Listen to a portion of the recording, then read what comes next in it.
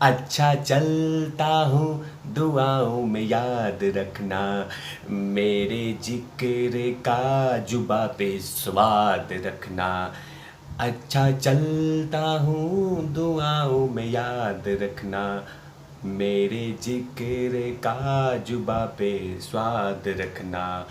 दिल के संदूकों में मेरे अच्छे काम रखना, चिट्ठी तारों में भी मेरा तू सलाम रखना। अच्छा चलता हूँ दुआओं में याद रखना। अच्छा चलता हूँ दुआओं में याद रखना। उद्धव साहब और आदित्य ठाकरे यही गाना गाते गाते कहीं ना कहीं अपना पद से इस्तीफा दे दिया।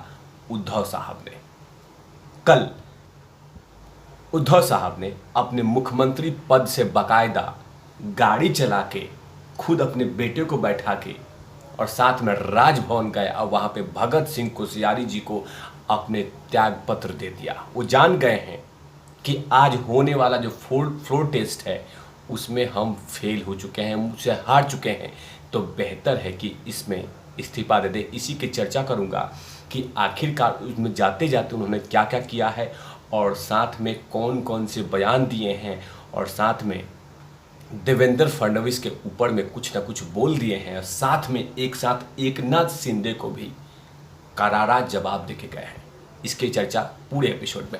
नमस्कार, आप देख रहे हैं तिवारी भैया, मैं हूं वेद प्रकाश। अच्छा चलता हूं दुआओं में याद रखना, ये कहते हुए चले गए और साथ में उन्होंने कहा कि मैं वापस आऊँगा और मैं महाराष्ट्र में रहूँगा, शिवसेना भवन में बैठूँगा, लेकिन याद रहे कि मैं यहाँ से कहीं जा नहीं रहा हूँ। फेसबुक लाइव आके उन्होंने बहुत सारी बातें कही और साथ में उन्होंने बहुत सारे कटाक्ष किए और पता नहीं किसको रिक्शे वाले और पान वाले तक कह दिया। उद्धव ठाकरे इस्तीफा देने से पहले कहा कि मैं नहीं चाहता कि शिव सैनिकों का खून बहे, इसीलिए मैं अपना पद छोड़ रहा हूं, चाहे तो इसकी खुशी मना सकते हैं। आपको बता दें कि मुझे अब फ्लोर टेस्ट के लिए कहा गया है, तो इसलिए मैं बेहतर है कि मैं पहले ही से इस्तीफा दे दूं। इसी बीच उन्होंने साथ में कुछ और भी बातें कहा। उन्होंने कहा कि रिक्शा वाले, पान वाले, न जाने कितने को हमने मंत्री बनाया, लेकिन वो आज बाला साहब को भूल गए। साथ में उन्होंने ये भी कहा कि मैं राज्यपाल को धन्यवाद देता हूं जो 24 घंटे के अंदर में फ्लोर टेस्ट का आदेश दिया। उनका कहना था कि बागियों को मनाने के लिए उन्होंने सब कुछ किया है। मैंने एकनाथ शिंदे को मनाने के लिए बहुत कुछ मेहनत किया, यहाँ तक कि कांग्रेस और एनसीपी ने सरकार में बाहर जाने को भी पेशकश की थी, लेकिन उसके बाद भी नहीं माने। आगे उन्होंने और कहा कि वो लोग जिन्होंने सब कुछ दिया वो साथ छोड़ दिया और जिन्होंने कुछ भी नहीं दिया वो अभी भी साथ में है, लेकिन वो खुद को मजबूत रखने के लिए आज भी मेरे साथ है। मेरे पास शिवसेना है और मुझे कोई भी नहीं छीन सकता। मैं विधान परिषद से भी इस्तीफा देता हूँ। बहुत सारी इमोशनल बातें उद्धव ठाकरे जी ने कहा है। जाहिर सी बात है कि एकनाथ शिंदे ने उनको लगातार यही कहा कि आप बाला साहब ठाकरे जी के उन सिद्धांतों के साथ आ जाइए, लेकिन साथ में ये भी कहा कि मैंने मान मनोबल बहुत किए, लेकिन वो लोग माने नहीं और अंततः यही किया कि मुझे इस्तीफा देना पड़ा। लेकिन हमने बहुत लोगों को बहुत कुछ दिया है, लेकिन आज वो हमें हमेशा छोड़ के चले गए। आगे भी उद्धव ठाकरे यही कहा। उन्होंने कहा कि मैं यहीं रहूँगा, शिवसेना भवन में जाकर बैठूंगा और अपने लोगों को एकत्रित करूंगा, लेकिन याद रहे मैं कहीं जा नहीं रहा हूं। लेकिन जाते जाते उन्होंने बहुत सारी इमोशनल बातें कर दी। कहीं ना कहीं उनको इतनी तो दुख है कि मेरे ही विधायक जिनको मैंने सम्मान दिया, मैंने इज्जत दी, अब उन्होंने ही मुझे धोखा दे दिया। लेकिन कांग्रेस का उन्होंने बहुत सम्मान किया और एनसीपी को सम्मान किया कि मुझे लग रहा था कि कांग्रेस और एनसीपी धोखा देगी, लेकिन कांग्रेस और एनसीपी धोखा नहीं दी। धोखा तो अपने लोगों ने दिया है। अपने लोगों ने हमें ठेस पहुंचाई है, अपने लोगों ने चोट पहुंचाई है। इसका कहीं ना कहीं मलाल था उद्धव ठाकरे को, तभी तो उन्होंने लाइव फेसबुक में आके वो तमाम दर्द की बातें कही और कहा कि हमने बहुत कुछ लोगों को दिया है लेकिन वही लोग हमें धोखा दिए हैं। लेकिन उसके इस्तीफे के बाद, मतलब कि उद्धव ठाकरे के इस्तीफे के बाद, संजय राउत बाकायदा बौखला गए हैं और लगातार वैसे ही बातें कर रहे हैं जो लगातार कहते रहते हैं। लेकिन इस इस्तीफे के बाद बहुत लोग खुशी मना रहे हैं। मतलब कि अर्णव गोस्वामी और कंगना रनौत बहुत खुश हो रही होंगी। जिस तरह की बातें आ रही है खबर कि इस्तीफा दिए हैं, तो कंगना रनौत और अर्णव गोस्वामी बहुत खुश होंगे, क्योंकि जो कुछ महाराष्ट्र सरकार मतलब महाअघाड़ी की सरकार थी, जिस तरह से उद्धव ठाकरे की सरकार ने अर्णव गोस्वामी के साथ और कंगना बहन के साथ जो कुछ किया था, उसका कहीं ना कहीं मलाल रहेगा, उसका कहीं ना कहीं आज भी दर्द कंगना रनौत को दिखाई देता होगा। घर नहीं उनका मंदिर था और मंदिर पे चोट पहुंचाई गई थी।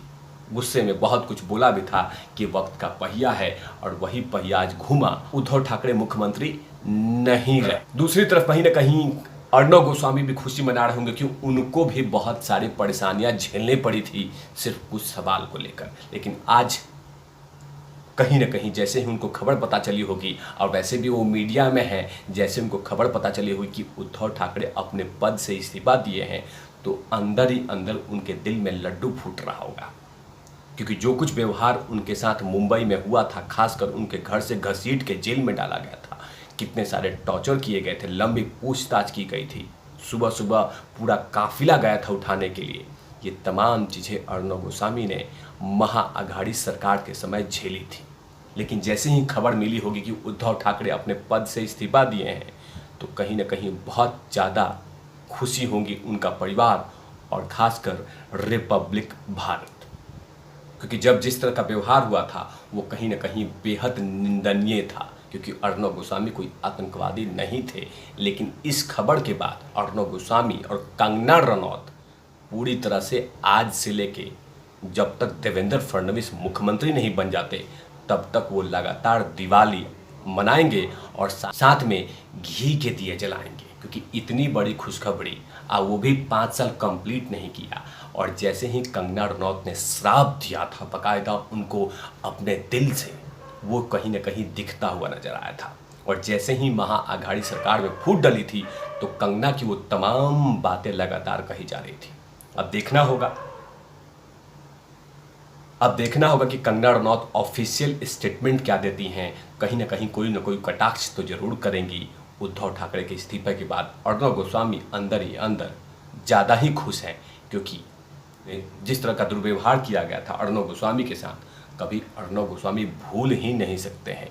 क्योंकि एक वरिष्ठ पत्रकार के साथ इस तरह का व्यवहार करना, खाली चप्पल तक पहनने नहीं दिया गया, घर घसीट के ले जाना, परेशान करना, पानी नहीं देना, वो तमाम चीज़ें अर्णव गोस्वामी को आज भी याद होगा।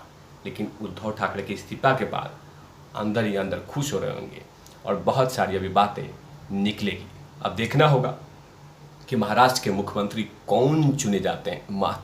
देखना होगा कि महाराष्ट्र के नए मुख्यमंत्री का शपथ समारोह कब होता है और आगे महाराष्ट्र की घटनाक्रम क्या क्या होती है। लेकिन फिलहाल के लिए पूरी तरह से मुंबई में सुरक्षा अलर्ट कर दिया गया है, क्योंकि जाहिर सी बात है कल एकनाथ शिंदे गुट मुंबई में आने वाला है और फ्लोर में विधानसभा में जाने वाले हैं। और अंदर ही अंदर शिवसेना के कुछ नेता तो कहीं ना कहीं उनके ऊपर में गुस्से से लाल होंगे।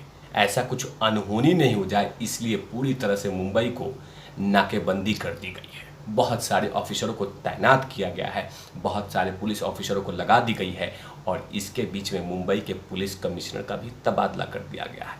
मतलब एक से बहुत सारे बदलाव दिखने को मिल रहा है। जैसे जैसे इस घटनाक्रम बदल रहा है, जैसे जैसे मुख्यमंत्री बदल रहे हैं, वैसे वैसे घटनाक्रम बदल रहा है। देखना होगा कि आखिरकार आज क्या होगा। तब तक के लिए आप देखते रहिए।